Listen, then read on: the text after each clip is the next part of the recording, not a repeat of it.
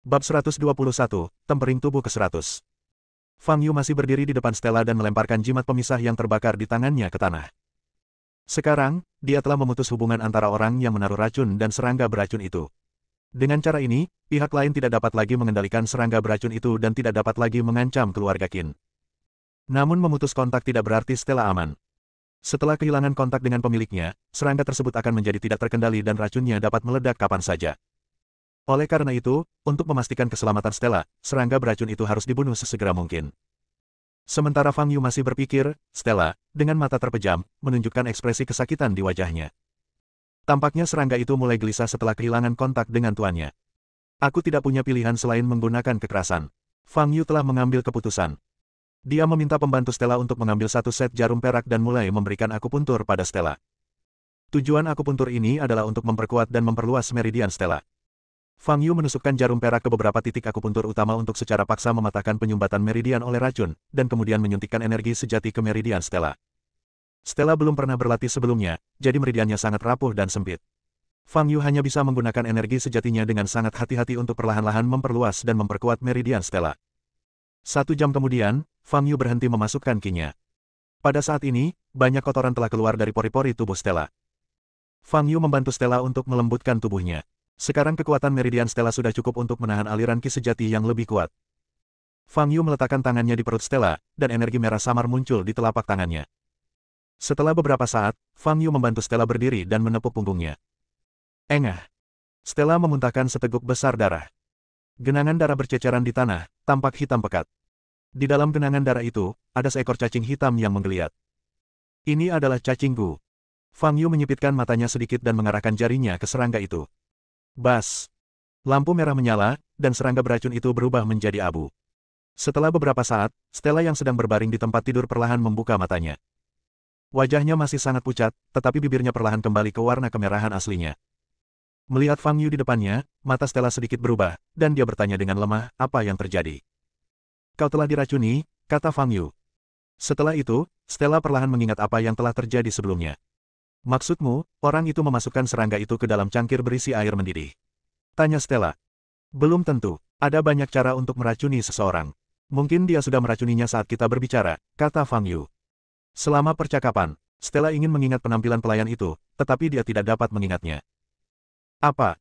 Tetapi dia telah melihat wajah ini dengan jelas, jadi mengapa dia tidak dapat mengingatnya dengan jelas? Ya. Jangan pikirkan itu. Setelah kau diracuni, dia punya 10.000 cara untuk menghapus ingatanmu. Lagi pula, aku telah meninggalkan jejak di jiwanya, jadi aku bisa menemukannya kapan saja aku mau, kata Fang Yu. Petik 2 titik titik titik. Kalau begitu aku akan segera memberitahu kakek dan memintanya untuk mengirim seseorang. Kata Stella. Jangan terburu-buru. Kalau mau dapat ikan besar, harus pakai tali pancing yang panjang. Orang ini pasti panik banget sekarang.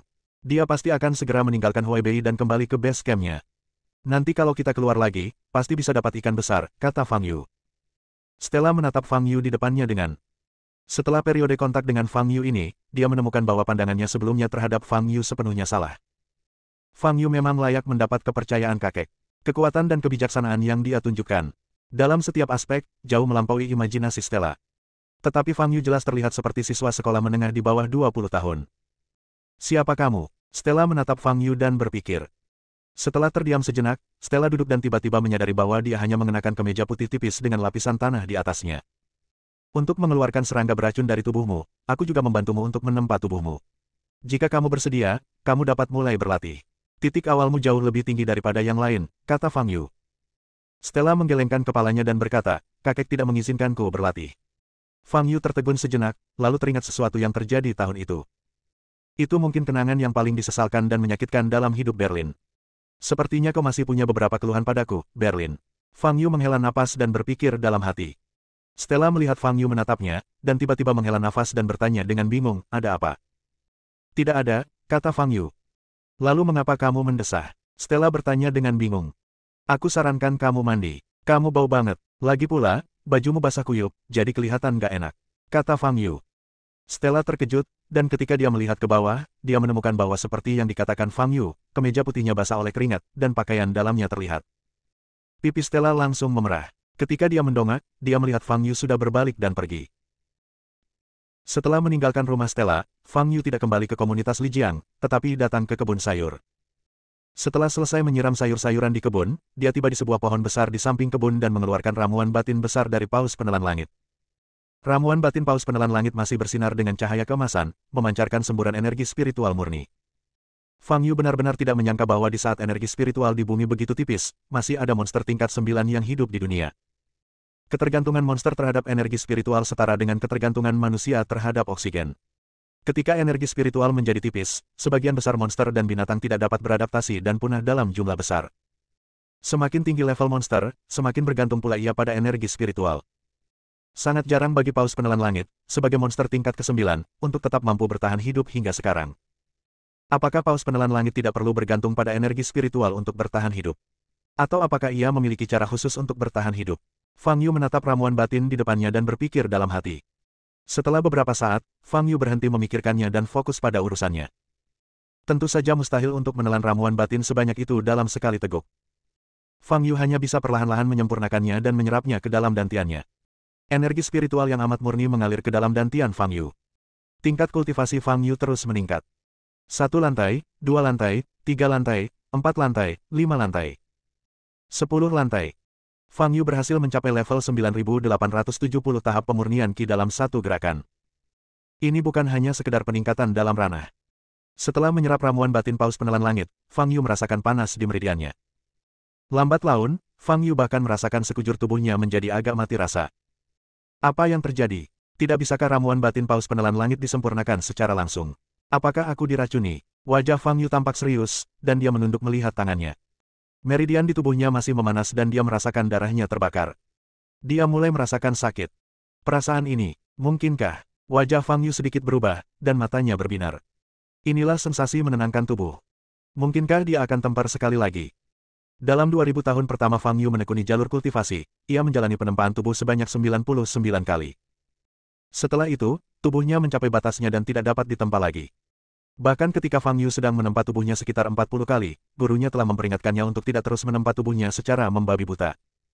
Kebanyakan kultivator hanya akan menempa tubuh mereka paling banyak 1 kali. Beberapa kultivator yang menghususkan diri dalam mengolah tubuh mereka akan menempa tubuh mereka 5 atau 6 kali, dan paling banyak 10 kali. Tetapi Fang Yu telah melatih tubuhnya lebih dari 40 kali, dan dia seperti orang gila, tidak bisa berhenti sama sekali. Jika kau terus seperti ini, cepat atau lambat tubuhmu akan hancur karena terlalu banyak berlatih. Guru memperingatkan Fang Yu. Tetapi Fang Yu tidak berhenti di situ, karena setelah setiap kali tubuhnya ditempa, ia selalu merasa tubuhnya belum mencapai puncaknya. Dengan cara demikian, dia terus berjalan pada jalur pengembangan tubuh fisiknya, hingga dia telah melunakkan tubuhnya 99 kali dan akhirnya berhenti. Dia tidak dapat lagi mengendalikan tubuhnya, dia merasa bahwa tubuh fisiknya telah mencapai batasnya. Namun sekarang, setelah menelan ramuan batin paus penelan langit, tubuhnya benar-benar mulai pulih kembali. 100 kali tempering tubuh. Meskipun tubuhnya merasakan sakit yang teramat sangat, wajah Fang Yu dipenuhi rasa gembira. Menurut teori beberapa kultivator fisik yang kuat, setiap kali tubuh ditempa, itu dapat membuat tubuh 2 kali lebih kuat dari sebelumnya. Jadi, setelah 100 kali penempaan tubuh, bagaimana kondisi tubuh Fang Yu nantinya? Bahkan Fang Yu tidak dapat membayangkannya. Tubuhnya masih panas, dan pori-porinya terbuka lebar, mengeluarkan semburan uap putih. Setelah beberapa saat, tubuh Fang Yu bersinar dengan cahaya keemasan yang menyilaukan. Bab 122, Tubuh yang Kuat. Rasa sakit yang ditimbulkan oleh penempaan tubuh sungguh tak tertahankan bagi orang awam. Dan setiap kali penempaan tubuh terasa beberapa kali lebih sakit dari sebelumnya. Inilah sebabnya mengapa sebagian besar kultivator enggan menjalani tempering tubuh lagi. Fang Yu, yang sedang menjalani penempaan tubuhnya yang ke-100, juga menahan rasa sakit yang tak seorang pun dapat bayangkan. Dia mengatupkan giginya, tatapan matanya tajam, dan aura yang amat mengerikan terpancar darinya. Di bawah pengaruh kekuatan ini, pohon-pohon besar di belakangnya bengkok dan hampir tumbang. Rasa sakit itu menggerogoti jiwa Fang Yu. Setiap inci kulit terasa nyeri hebat.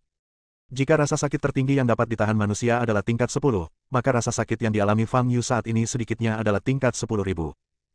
Fang Yu menggertakkan giginya, cahaya merah menyala di pupil matanya.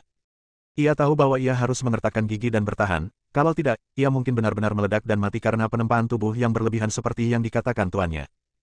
Rasa sakitnya terus meningkat, dan tubuh Fang Yu mulai sedikit gemetar. Tetapi Fang Yu tahu betul bahwa selama dia dapat bertahan dalam kurun waktu ini, penempaan tubuhnya yang ke-100 akan berhasil.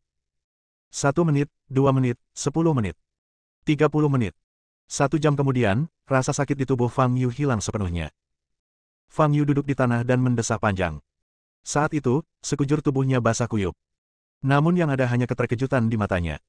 Karena ia mendapati seluruh tubuhnya bersinar dengan cahaya keemasan yang menyilaukan. Ini. Fang Yu menundukkan kepalanya dan mengepalkan tangannya. Tekanan di seluruh ruang tampaknya terdistorsi, dan tekanan udara tiba-tiba turun. Boom! Pohon besar di belakang Fang Yu tidak mampu lagi menopang dirinya sendiri, ia patah dua lalu tumbang. Ini. Fang Yu menyipitkan matanya sedikit dan menatap tubuhnya. Dia menemukan sumber cahaya keemasan di tubuhnya. Itu tulang-tulang di tubuhnya. Tulang tangan, tulang kaki, tulang dada. Mungkinkah? Wajah Fang Yu sedikit berubah, dan dia melihat sekeliling, mencoba menemukan beberapa alat. Dia memiliki kotak peralatan di kebunnya, yang berisi pisau dapur dan sabit. Jadi dia maju selangkah dan ingin kembali ke kebun sayur. Boom! Tanah tempat ia mendarat tiba-tiba retak. Ada penyok. Fang Yu mengerutkan kening, mengumpulkan seluruh kekuatan di tubuhnya, dan dengan ringan mengambil langkah kedua. Boom! Terdengar ledakan keras lagi, dan tanah tempat ia mendarat masih retak. Ekspresi Fang Yu berubah. Setelah penempaan tubuh ini, dia tidak dapat lagi mengendalikan kekuatan tubuh ini. Namun, dia tidak terburu-buru. Dia baru saja selesai melunakkan tubuhnya dan dagingnya belum pulih dari kelumpuhan. Dia hanya butuh sedikit waktu untuk beradaptasi. Fang Yu tidak terburu-buru kembali ke kebun sayur, kalau tidak, dia takut akan merusaknya. Dia duduk bersila, menunggu kelumpuhan tubuhnya berlalu. Namun saat ia duduk, terdengar ledakan keras lagi, dan lubang besar tercipta di pantatnya. 2 jam berlalu. Cahaya keemasan di tubuh Fang Yu perlahan menghilang, dan mati rasa di tubuhnya juga menghilang. Dia akhirnya bisa mengendalikan kekuatannya. Dia berjalan kembali ke kebun sayur dan mengambil pisau dapur dari kotak peralatan. Dia ingin memotong tangannya untuk melihat apakah darah yang mengalir keluar juga berwarna emas. Tetapi dia mengambil pisau dapur yang tajam dan memotong lengannya maju mundur lebih dari 10 kali, tetapi dia tidak dapat memotong kulitnya. Jadi Fang Yu meningkatkan usahanya. Boom! Pisau dapur langsung hancur. Sialan! Setelah kembali ke rumah, untuk menghindari menyebabkan kerusakan yang tidak diinginkan, Fang Yu sangat berhati-hati baik saat berjalan maupun makan. Dia begitu berhati-hati, bahkan Yasmin dan Vivian merasa bahwa Fang Yu agak berhati-hati, yang terlihat cukup aneh. Fang Yu, ada apa denganmu? Malam harinya, melihat Fang Yu menjepit ujung cangkir air dengan kedua jarinya, Yasmin akhirnya tak kuasa menahan diri untuk bertanya. Bibi Yasmin, aku sedang menjalani pelatihan khusus, kamu tidak perlu memperhatikanku. Fang Yu tersenyum, lalu berjalan kembali ke kamar dengan tenang. Fang Yu menghabiskan sepanjang malam melatih memori ototnya sebelum ia mampu mengendalikan tubuhnya saat ini. Karena tubuhnya sedang beradaptasi dan tidak tidur semalaman, Fang Yu sangat mengantuk hingga ia tertidur di meja begitu tiba di kelas. Kenapa kamu langsung tidur begitu sampai di sini? Apa kamu mencuri tadi malam? Clara bergumam, hari ini aku membawakanmu roti Eropa. Roti itu dibuat oleh butler Liu. Enak sekali, akhir-akhir ini aku juga sedang belajar cara membuat roti. Aku akan bisa membuatnya sendiri di masa mendatang. Clara meletakkan sebotol susu dan roti Eropa berwarna merah muda di sebelah Fang Yu. Tetapi Fang Yu masih tergeletak di meja, tanpa respon apapun. Clara menusuk lengan Fang Yu lagi, tetapi tetap tidak ada respons. Jika kamu ingin tidur, sarapanlah dulu. Pelayan Liu bekerja sangat keras untuk membuat roti ini, kata Clara dengan tidak puas. Namun Fang Yu mengabaikannya. Jika kau tidak bangun dan memakannya, aku tidak akan membawakanmu sarapan lagi, kata Clara dengan marah. Fang Yu masih berbaring di atas meja, tampaknya tertidur. Kamu, meskipun Clara marah, dia tidak punya pilihan selain mendengus dan berbalik. Dia tidak ingin membawakan sarapan untuk Fang Yu lagi. Bajingan ini tidak menghargai hasil kerja keras orang lain. Baru pada saat bel tengah hari berbunyi, Fang Yu mengangkat kepalanya dan meregangkan tubuhnya. Clara melirik Fang Yu, mendengus dingin, lalu berdiri dan pergi. Fang Yu tidak mengerti apa yang sedang terjadi. Dia menguap, merasa sedikit lapar, dan bangkit untuk pergi ke kafetaria. Fang Yu, Alfian dan Hubert sedang duduk di sudut kafetaria sambil makan. Setelah makan sebentar, sesosok tubuh berjalan mendekati Fang Yu sambil membawa hembusan angin harum. Siswa Fang Yu, silakan duduk di sini. Apakah saya boleh duduk? Orang yang berbicara adalah Nora. Fang Yu meliriknya, sedikit mengernyit, dan hendak menolak. Ini praktis, tentu saja praktis. Kami berdua hampir selesai makan, jadi kami akan memberikan meja ini kepadamu dan bos. Hubert langsung menjawab, menarik Alfian, yang masih mengunyah kaki babi, menjauh dari meja. Terima kasih. Nora tersenyum dan duduk di hadapan Fang Yu. Pemandangan ini disaksikan puluhan pelajar di sekitar, hingga menimbulkan keributan. Siapakah laki-laki yang mampu membuat Nora, salah satu siswi cantik di sekolah, datang kepadanya atas inisiatifnya sendiri? Teman sekelas Fang Yu, aku. Nora hendak berbicara setelah duduk.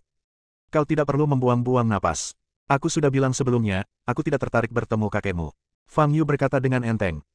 Wajah Nora membeku sesaat, lalu dia memaksakan senyum lagi dan berkata, teman sekelas Fang Yu, aku belum bicara. Aku di sini bukan untuk urusan kakek. Aku hanya ingin berteman denganmu. Para siswa yang berada di dekatnya semua menajamkan telinga untuk menguping pembicaraan antara Nora dan Fang Yu. Itu lebih mudah. Aku tidak ingin berteman denganmu, kata Fang Yu enteng. Begitu kata-kata itu diucapkan, terdengar seruan kaget dari mana-mana. Bocah ini benar-benar menolak permintaan Nora untuk berteman. Inilah yang diimpikan banyak anak laki-laki. Pada saat ini, Clara sedang menyiapkan makanan yang siap dihidangkan tidak jauh dari sana. Dia biasanya tidak datang ke kafetaria untuk makan, tetapi hari ini dia datang ke sini karena seorang teman sekelas perempuan mengundangnya. Dia sedang berbicara dengan teman sekelas di sebelahnya ketika dia tiba-tiba mendengar teriakan kaget dari sekelilingnya. Dia berbalik dan melihat Fang Yu dan Nora duduk bersama dan berbicara. Wajah Clara sedikit berubah. Pantas saja dia tidak sarapan hari ini. Jadi begitu. Clara tiba-tiba merasa marah dan berjalan cepat menuju meja Fang Yu. Sebaiknya kau tidak mendekatiku lagi. Aku tidak suka masalah. Fang Yu berkata kepada Nora dengan ekspresi acuh tak acuh. Ekspresi wajah Nora sedikit berubah dan dia hendak berbicara. Fang Yu. Pada saat ini, suara lembut lain terdengar di sampingku. Clara berjalan di depan Fang Yu. Melihat ekspresi agresif Clara, Fang Yu sedikit mengernyit. Fang Yu, mengapa kamu tidak mengundangku makan malam? Tanya Clara. Mengapa aku harus meneleponmu? Fang Yu bertanya balik. Clara menggigit bibirnya dan melirik Nora. Gadis ini sangat cantik. Pantas saja Fang Yu tertarik padanya. Melihat wajah Nora dari dekat, Clara tiba-tiba merasa sedikit tidak percaya diri. Namun tak lama kemudian, dia membuat keputusan. Karena aku teman sebangkumu. Suara Clara tiba-tiba menjadi lembut, dan wajahnya sedikit memerah. Melihat kejadian itu raut wajah anak-anak di sekitar berubah. Teman sebangku. Anak laki-laki ini ternyata teman sebangku dengan gadis cantik di sekolah lain, Clara. Mereka hampir muntah darah. Siapakah anak laki-laki yang berpenampilan biasa ini? Bagaimana bisa dia membuat dua gadis cantik di sekolah bersaing untuk makan semeja dengannya? Diskusi-diskusi di sekelilingku makin lama makin keras. Fang Yu tahu bahwa jika dia terus seperti ini, dia pasti akan menjadi terkenal di seluruh sekolah. Jadi dia berdiri dan pergi tanpa menoleh ke belakang. Wajah Clara dan Nora berubah dan mereka ingin memanggil Fang Yu. Ketika suara itu keluar, keduanya tertegun dan saling memandang. Clara mendengus dan berbalik. Nora menggigit bibir merah mudanya dan menatap punggung Fang Yu yang menjauh, matanya yang indah penuh dengan kemarahan. Fang Yu ini sungguh sombong. Kalau bukan karena perintah kakeknya, dia tidak mau mengatakan sepatah kata pun pada Fang Yu. Tetapi sikap kakeknya terlalu tegas dan dia tidak bisa menolak. Saya menerima informasi bahwa beberapa minggu yang lalu, seorang pemuda bernama Fang Yu mengalahkan jenius seni bela diri terkenal Kal di arena Asosiasi Seni Bela Diri Jiangnan, dan menghancurkan semua kemampuannya. Kata Juan. Namanya sama saja, kan? Bukankah Fang Yu di sekolah itu hanya berada di tingkat ke-7 kultivasi bawaan? Bagaimana mungkin dia bisa mengalahkan Kal yang berada di tingkat Grandmaster? Kata Nora. Itulah sebabnya aku memintamu untuk menyelidiki dan melihat apakah Fang Yu ini adalah Fang Yu yang itu. Kata Juan. Sepulang sekolah pada sore hari, Fang Yu berjalan pulang perlahan seperti biasa. Nora mengikuti Fang Yu tanpa bersuara, menjaga jarak sekitar 50 meter. Fang Yu sudah lama menyadari kehadiran Nora, tetapi dia tidak ingin memperhatikannya. Setelah berjalan beberapa saat, Fang Yu tiba-tiba merasa ada yang tidak beres. Nora bukan satu-satunya yang mengikutinya. Ada pula dua tatapan yang sangat tersembunyi, diam-diam memperhatikan Fang Yu. Pembunuh lainnya. Fang Yu berhenti dan tatapannya berubah sedikit dingin. Tepat sekali, aku bisa menggunakannya untuk menguji tubuhku setelah tempering ke-100. Bab 123, menguji tubuh fisik. Melihat Fang Yu tiba-tiba berhenti, Nora yang mengikutinya dari belakang pun mengubah ekspresinya dan segera bersembunyi di balik pohon besar di dekatnya. Pada saat ini, Fang Yu sudah berjalan ke trotoar di sebelah Lijiang. Tidak ada orang lain di sekitar dan suasananya sangat sunyi. Fang Yu berbalik, menghadap ke arah Nora berada, dan berkata, keluarlah. Bagaimana dia bisa menemukanku? Aku jelas menjaga jarak yang cukup jauh. Nora bingung dan hendak berjalan keluar. Pada saat ini, dua sosok melintas dari balik pohon di depannya. Melihat kedua sosok itu, raut wajah Nora berubah dan ia pun segera bersembunyi di balik pohon. Keduanya berjalan ke trotoar dan menghadap Fang Yu. Seorang pria dan seorang wanita, pria itu berpenampilan elegan dan tampak seperti seorang sarjana. Sebaliknya, wanita itu memiliki mata melotot, dagu lancip, dan fitur wajahnya terlihat sangat tidak proporsional. Seperti yang diharapkan dari target dengan hadiah 100 juta dolar AS, tampaknya dia tidak mudah dihadapi. Pria itu berkata tanpa ekspresi. Dilihat dari aura yang terpancar dari kedua orang ini, mereka berdua hanya berada di tingkat ke-12 tahap pemurnian Qi, yang merupakan tingkat kultivasi seorang Grandmaster setengah langkah. 100 juta dolar AS, apakah itu cukup untuk membuatmu lari kepadaku dan mati? Hidupmu benar-benar tidak berharga. Fang Yu menggelengkan kepalanya dan berkata. Tingkat kultivasi kedua orang ini membuat Fang Yu sama sekali tidak tertarik. Terlalu lemah. Wanita itu melihat penghinaan di mata Fang Yu dan senyum sinis muncul di wajahnya. Julukan mereka adalah hantu Yin dan Yang. Mereka menduduki peringkat ke-32 dalam daftar kegelapan dan merupakan pasangan yang menimbulkan ketakutan di hati banyak orang. Sebagai pembunuh, mereka berdua bertindak berbeda dari pembunuh biasa. Mereka tidak suka menyerang secara diam-diam, mereka suka melawan target secara langsung. Sebelumnya, mereka telah menyelesaikan ribuan misi tanpa satu pun kegagalan. Ada 3 misi di antara mereka, dan target mereka semuanya adalah master tingkat master. Para tuan yang berkuasa itu juga menatap mereka berdua dengan tatapan meremehkan yang sama. Namun pada akhirnya, mereka mati dengan menyedihkan. Aku akan memenggal kepalamu. Kuharap kau tidak menyesali apa yang kau lakukan sekarang. Wanita itu menatap Fang Yu dan mencibir. Pria itu menatap Fang Yu dengan tatapan dingin. Mereka tahu bahwa Fang Yu tidak lemah, tetapi dilihat dari aura di tubuh Fang Yu, sekuat apapun dia hanyalah seorang pejuang bawaan. Tidak peduli seberapa kuat seorang prajurit bawaan, dia tidak akan pernah lebih kuat dari seorang Grandmaster. Oleh karena itu, mereka benar-benar yakin bisa mendapatkan hadiah 100 juta dolar AS. Naura yang tengah bersembunyi di balik pohon mendengar pembicaraan mereka, hatinya pun terguncang dan matanya pun terlihat ngeri. Hadiah 100 juta dolar AS. Apa yang dilakukan Fang Yu hingga pantas mendapat hadiah 100 juta dolar AS? Siapakah pria dan wanita ini? Aura yang terpancar dari mereka tampak sangat kuat. Tepat ketika Nora merasa ragu dan tidak yakin, pria dan wanita di trotoar tiba-tiba bergerak. Kedua lelaki itu menggenggam tangan mereka bersama-sama dan pada saat yang sama, aura mereka meledak sepenuhnya. Fang Yu berdiri di tempatnya, memperhatikan kedua pria itu dengan penuh minat. Ia sebenarnya berharap keduanya bisa tampil sedikit lebih kuat sehingga ia bisa lebih menguji tubuhnya saat ini. Laki-laki dan perempuan di depannya memberi isyarat tangan, lalu berteriak keras dan mengulurkan telapak tangan mereka satu sama lain. Boom! Tiba-tiba, gas putih menyala dari tubuh pria itu, sementara gas hitam melilit tubuh wanita itu. Pada saat ini, aura yang terpancar dari kedua orang ini beberapa kali lebih kuat dari sebelumnya, dan keduanya samar-samar memancarkan kekuatan seorang Grandmaster. Jadi ini adalah teknik kultivasi ganda. Tatapan mata Fang Yu tenang dan wajahnya damai. Seni kultivasi ganda adalah metode yang sangat unik, dan awalnya merupakan teknik yang agak khusus. Baru pada kemunculan Sekte Hehuan, seni kultivasi ganda dipromosikan dan dikembangkan. Karena kultivasi ganda dapat meningkatkan kultivasi dengan sangat cepat, banyak kultivator yang ingin mengambil jalan pintas melakukan kultivasi ganda. Ada banyak jenis teknik kultivasi ganda, beberapa di antaranya dapat mempercepat kultivasi pria dan wanita, sementara yang lain, seperti pria dan wanita di depan Anda, dapat membuat kultivasi mereka tiba-tiba meledak dan menjadi beberapa kali lebih kuat dari sebelumnya. Ya, sekarang ada 2 tuan. Mereka dapat membantuku menguji kekuatan tubuhku saat ini. Mata Fang Yu berbinar. Pada saat ini, di balik pohon yang berjarak 50 meter, Nora merasakan aura seorang master yang terpancar dari pria dan wanita itu. Wajahnya menjadi pucat dan matanya dipenuhi dengan kengerian. 2 orang yang ingin membunuh Fang Yu sebenarnya adalah jago bela diri. Fang Yu hanya memiliki kultivasi bawaan tingkat ke-7, yang bahkan tidak sebaik miliknya. Bagaimana mungkin dia bisa melawan kedua orang ini? Haruskah aku memberitahu kakek dan memintanya mengirim seseorang untuk menyelamatkan Fang Yu? Tapi sudah terlambat. Mengingat situasi saat ini, Fang Yu akan dibunuh oleh pasangan ini sebelum bala bantuan tiba. Apa yang harus dilakukan? Apa yang harus saya lakukan? Haruskah kita keluar dan menghentikannya? Namun, tingkat kultivasi Nora hanya pada alam bawaan tingkat ke-9, dan kemampuan bertarungnya sebenarnya juga tidak kuat. Jika dia menonjol, dia tidak hanya tidak akan bisa menolong Fang Yu, tetapi dia juga akan jatuh ke dalam bahaya. Pria dan wanita ini memancarkan aura yang sangat tidak nyaman dan berbahaya, mereka jelas bukan orang baik. Jika dia ketahuan bersembunyi di sini, dia mungkin dalam bahaya. Setelah berpikir sejenak, Nora tahu bahwa pilihan terbaiknya sekarang adalah segera meninggalkan tempat ini sebelum pasangan itu menyadarinya. Jangan sampai dirimu sendiri mendapat masalah. Tetapi jika dia pergi begitu saja, Fang Yu mungkin. Meskipun dia tidak memiliki kesan yang baik terhadap Fang Yu, bagaimanapun juga dia adalah makhluk hidup. Wajah Nora menjadi pucat dan dia merasa sangat bimbang. Tetapi saat ini, pria dan wanita di trotoar telah menyerang Fang Yu. Wanita itu mengeluarkan cambuk hitam dari pinggangnya dan bergegas menuju Fang Yu. Dia sangat cepat dan memiliki aura yang sangat kuat. Saat dia bergerak, pria itu juga mengeluarkan senjatanya, duri perak yang sangat tajam dengan cahaya dingin di ujungnya. Pada saat ini, wanita itu sudah bergegas mendekati Fang Yu dan mengayunkan cambuk ke kepala Fang Yu. Cambuk ini terbuat dari besi hitam. Kelihatannya lembut tetapi sangat kuat. Jika cambuk ini mengenai kamu secara langsung, batu besar sekalipun akan hancur berkeping-keping.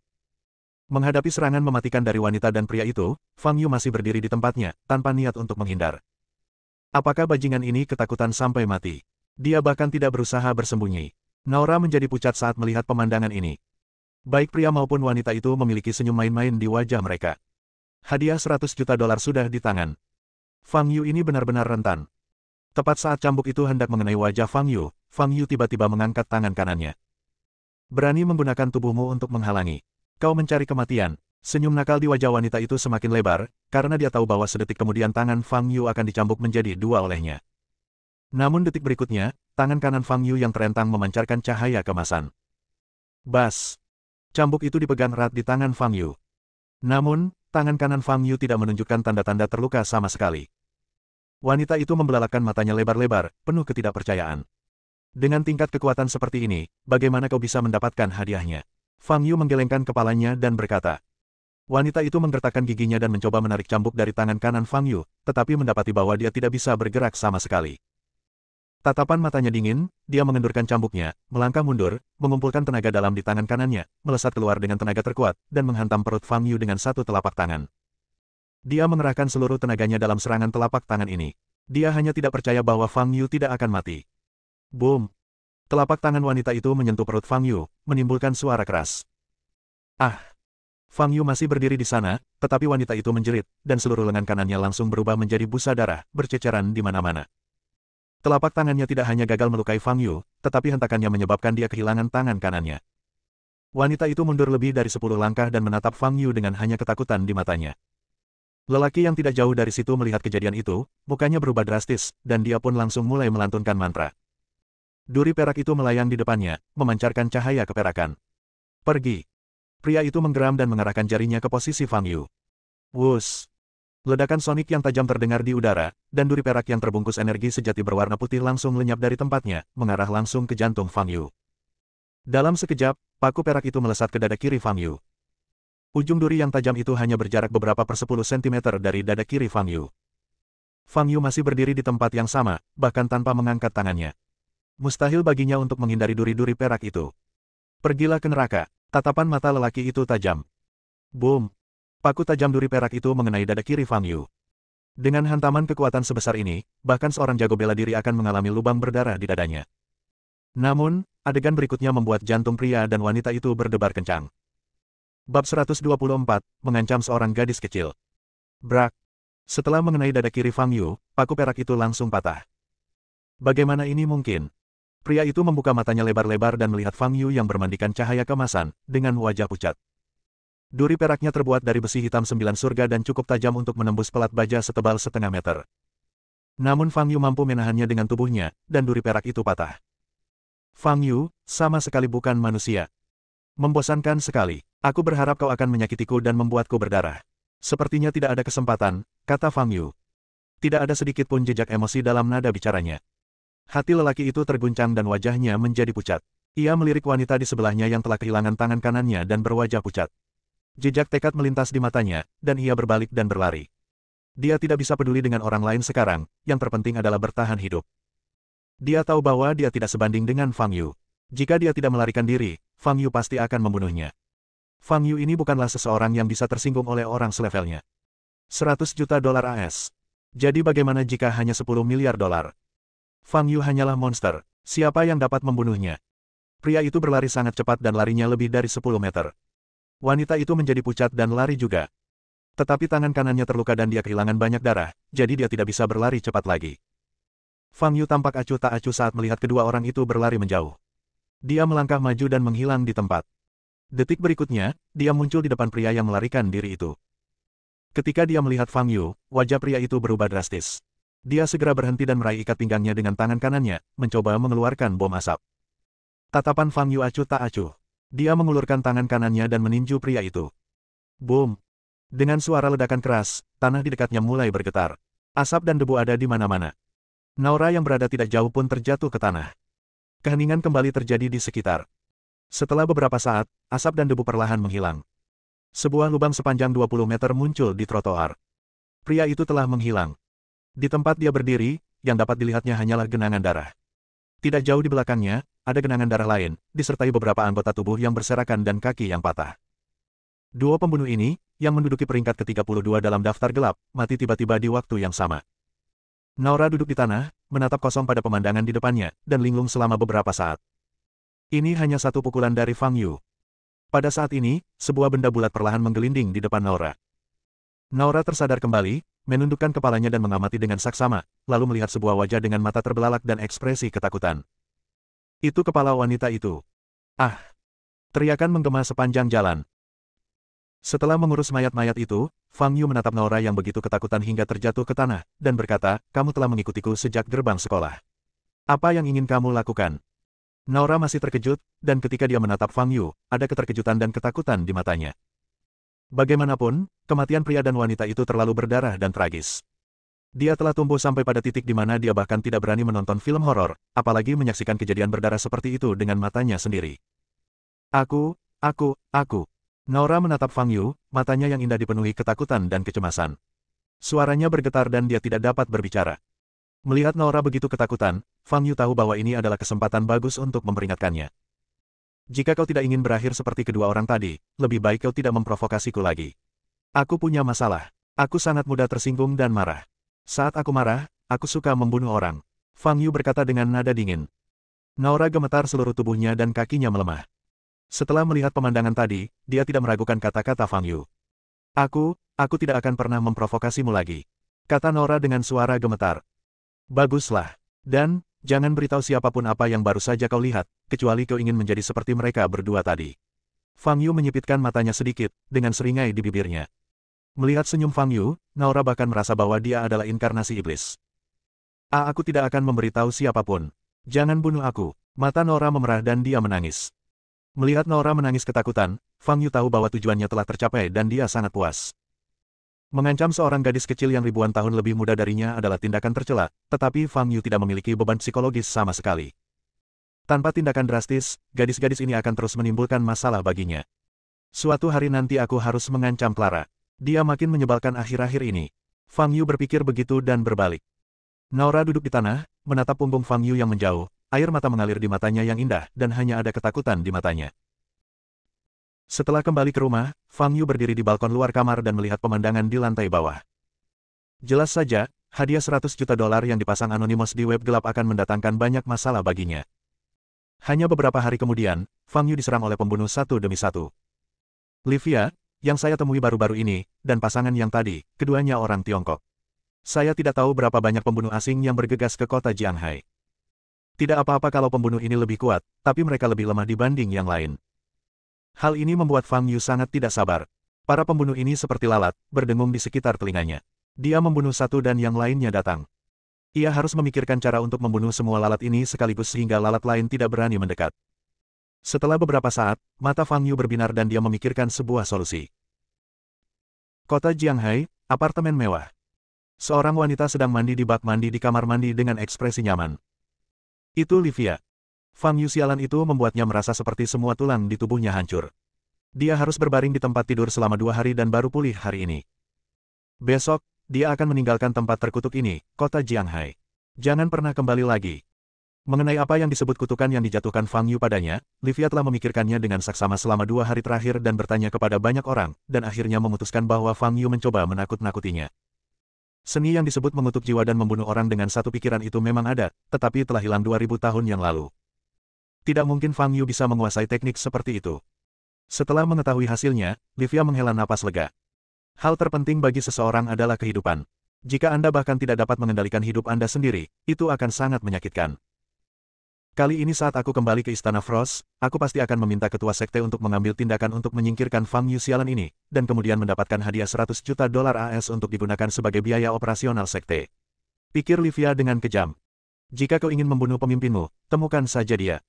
Pada saat ini, suara orang lain tiba-tiba muncul di benak Livia. Wajah Livia berubah drastis dan dia segera berdiri dari bak mandi, memperlihatkan tubuhnya yang sempurna.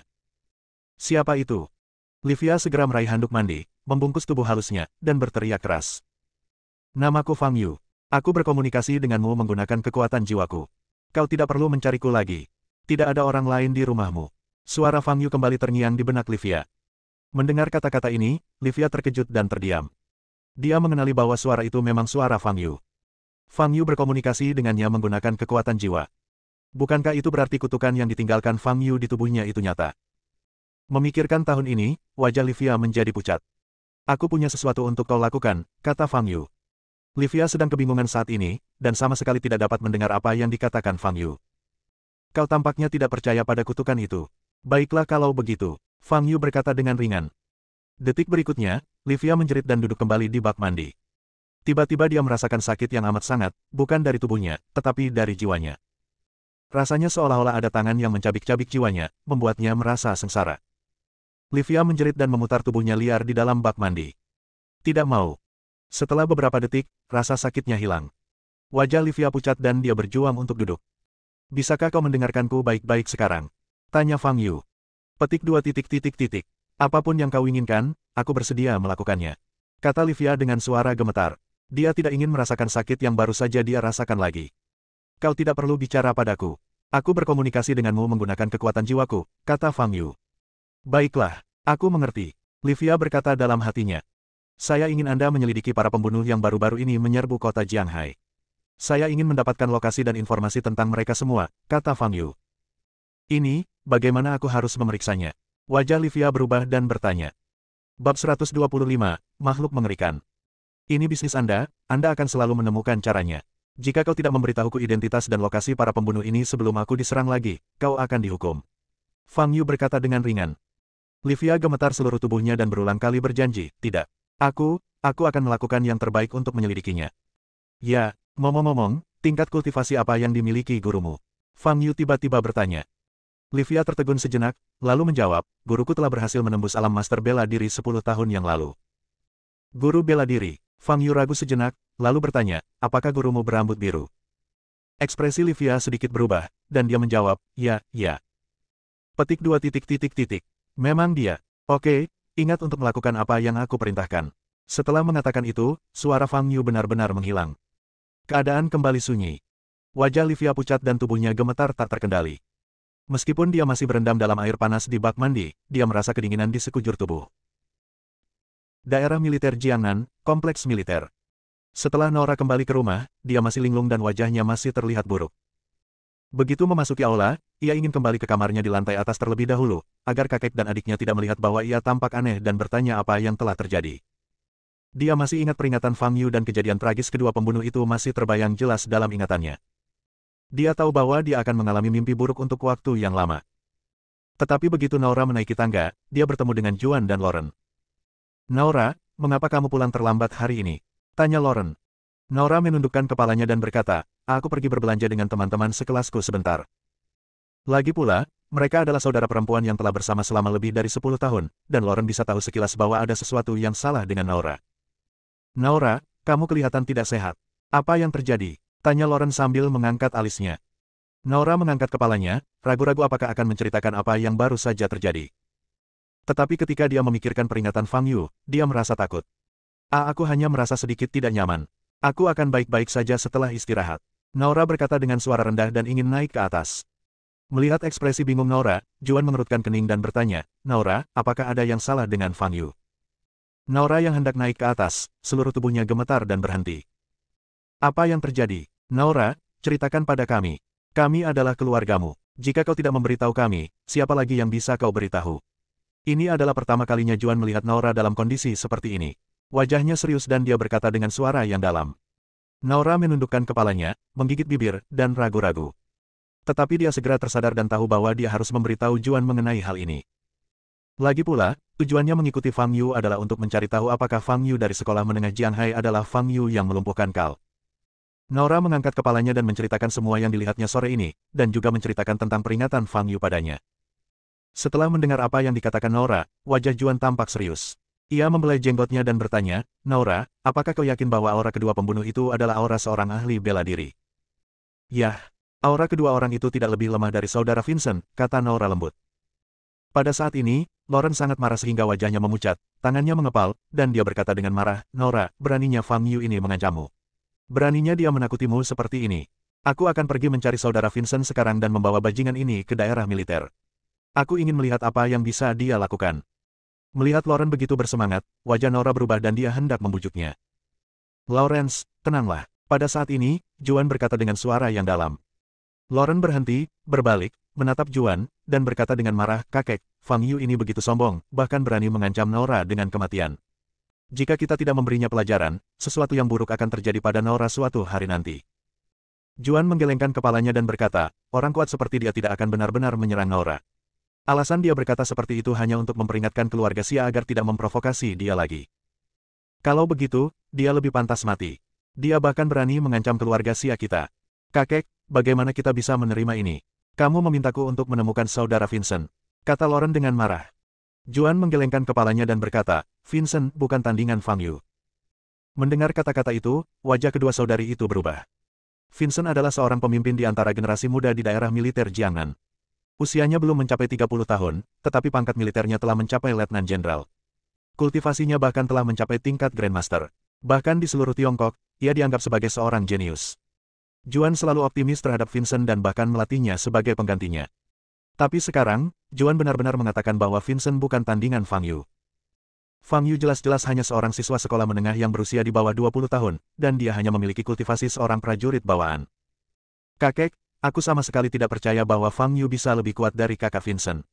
Kakak Vincent menduduki peringkat 20 teratas dalam daftar militer Tiongkok tahun lalu. Bagaimana mungkin Fang Yu bisa lebih kuat darinya?"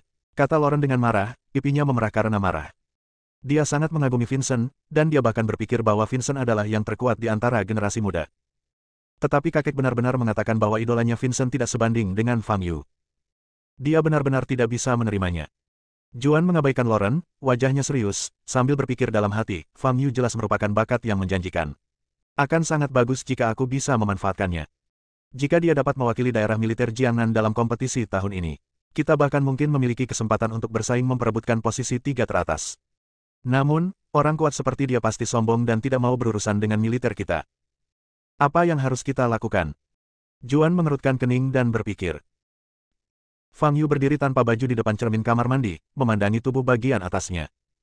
Setelah tubuh ditempa sebanyak 100 kali, kulitnya malah menjadi lebih putih lagi, jenis kulit putih yang akan membuat wanita cemburu. Namun, bukan itu yang dipedulikan Fang Yu. Yang paling dipedulikan Fang Yu adalah tulang-tulang di tubuhnya yang bersinar dengan cahaya kemasan. Dia tidak tahu apa artinya ini.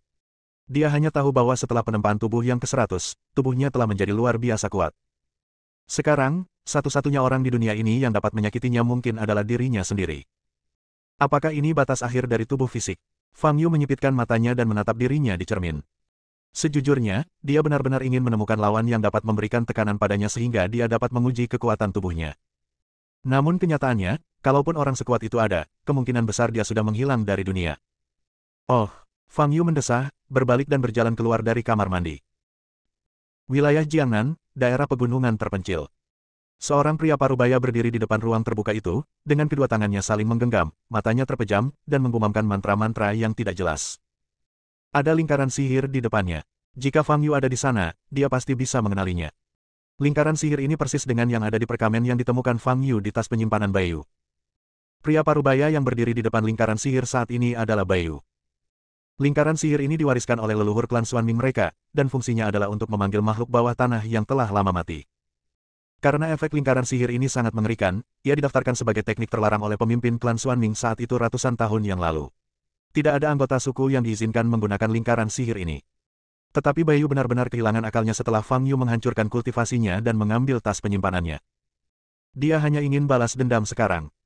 Tak ada aturan yang penting, dia hanya ingin Fang Yu mati. Saat Bayu masih sangat muda, ia mengembangkan minat yang kuat pada lingkaran sihir ini untuk memanggil makhluk bawah tanah. Selama beberapa dekade terakhir, dia telah mempelajari secara diam-diam susunan lingkaran sihir ini. Baru 2 tahun yang lalu dia akhirnya dapat menyusun lingkaran sihir itu secara lengkap. Namun karena larangan dalam klannya, dia tidak berani menggunakan lingkaran sihir tersebut. Tapi sekarang, dia telah memberikan segalanya. Dia terus melafalkan mantra itu dalam hati selama setengah jam. Pada saat ini, lingkaran sihir yang ada di depannya memancarkan cahaya merah. Selanjutnya, selama kamu meneteskan setetes darahku, kamu dapat memanggil makhluk bawah tanah yang terikat dengan darahku. Mata Bayu bersinar, dan dia mengeluarkan belati dari sakunya dan memotong jarinya. Setelah itu, dia berjalan maju dan meneteskan darah dari jarinya ke bagian tengah formasi. Begitu darah menetes ke lingkaran sihir itu segera memancarkan cahaya merah yang menyilaukan. Kemudian, aura mengerikan menyebar dari pusat lingkaran sihir. Boom! Terdengar suara keras dari bawah tanah dan tanah berguncang. Bayu melangkah mundur lebih dari 10 langkah, membuka matanya lebar-lebar, dan menatap lingkaran sihir itu. Boom! Ada getaran lain di bawah tanah. Boom! Lalu, sebuah cakar hijau tiba-tiba terjulur dari tanah di tengah lingkaran sihir. Aura yang amat mengerikan menyelimuti area sekitar. Bayu menjadi pucat dan jatuh ke tanah karena tekanan. Boom! Terdengar suara keras lainnya, dan cakar lain terjulur dari tanah. Berikutnya, sesosok-sosok perlahan merangkak keluar dari bawah tanah, menampakkan wujud aslinya. Melihat monster di depannya, wajah Bayu menjadi pucat dan jantungnya mulai berdetak kencang. Bersambung.